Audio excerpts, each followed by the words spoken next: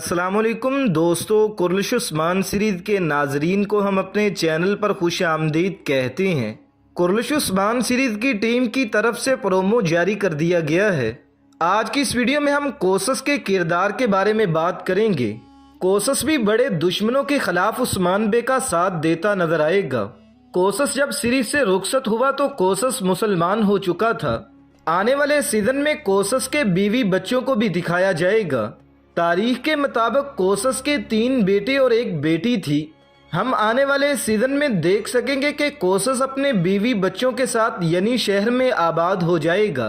कोसस की वफात उरहान गाजी के बुरसा फतह करने के बाद हुई।